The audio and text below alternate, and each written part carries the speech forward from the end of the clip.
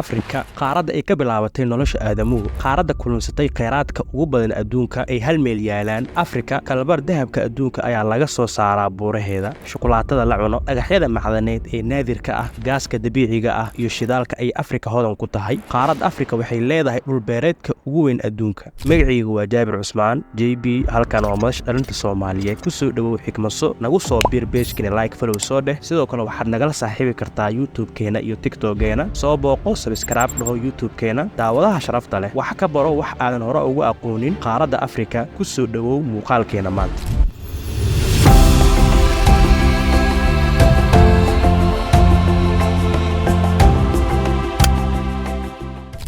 afrika waa qaaradda labaad ugu weyn qaaradaha adduunka eeshiya keliya ayaa ka weyn dhulka afrika waa 30 milyan kilomitir isku weer daawade qaaradda afrika waa qaaradda ugu dalalka badan qaaradaha adduunka oo waxay ka kooban tahay 54 dal oo aqoonsi buuxo haysto afrika waxaa loogu hadlaa ku dhowaad 2,000 luqadood laakiin luqadda ugu baahsan loogu hadlo waa carabi luqadaha kale ee sida weyn ugu baahsan qaaradda afrika waa ingilish sawaahili faransiis iyo luqadda hawsaha qaaradda afrika ururka qaramada midoobay wuxuu u qeybiyey 5 gobol hoosaad kuwaasoo kala ah waqooyiga afrika bariga afrika galbeedka afrika afrikada dhexe iyo koonfurta afrika daawade tirkoobka u dambeeyey la sameeyey 2024 dalka ugu dadka badan afrika Nigeria ayaa dadkiisa gaareen 232 milyan oo qof halka dalka ugu dadka yar afrika uu yahay jasiiradda Seychelles dadkiisuna waa 130 kun oo qof iyadoo ay xusad mudan tahay in qaaradan qani ku tahay kheyraad dabiici ah oo kala duwan isla markaana dunida qaali ka ah haddana waxa aad ugu baahsan saameeyay faqriga sidaas daraadeed tirada dadka aan wax aqrin karin waxna qori karin ee qaaradda afrika waa mid sareysa waxaa lagu qiyaasaa ilaa 40% qaaradda afrika cimilo ahaan waa mid diiran waxaa loo aqoonsan yahay inay tahay qaaradda ugu kulul caalamka cimilo ahaan 60% dhulka afrika wuu qalalan yahay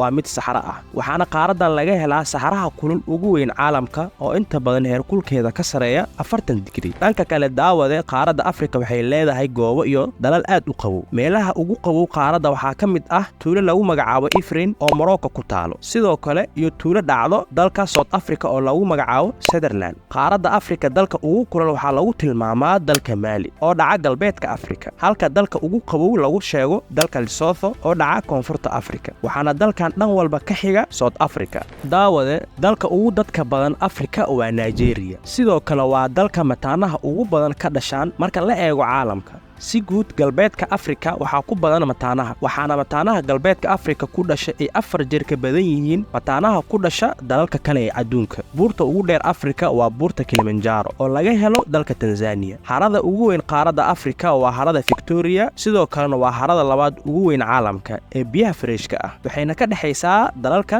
Tanzania Kenya iyo Uganda qaaradda afrika waa qaarad qani ku ah xayawaanada ugu caansan dunida sida libaaxa maroodiga wiisha gariga iyo guriilaha waxaana afrika laga helaa in ka badan 60 beero qaran ah kuwaasoo sanadkii soo jiita malaayiin dalxiisayaal ah afrika waa qaarad mustaqbalka kaalin weyn ku leh isla markaana haysata kheyraad badan oo dihan waxaana sidoo kale xusid mudan in afrika ay tahay qaaradda ugu dhalinta yar marka la eego dadkeeda da'yarta u badan ugu dambeyn muuqaalkan haddaad ka heshay like saar si uu dad badan u gaaro la wadaag asxaabtaadu sheer dheh intaa muuqaalkan la cinaa ku kulmi doono waxaan idinkaga tegayaa nabad iyo horumar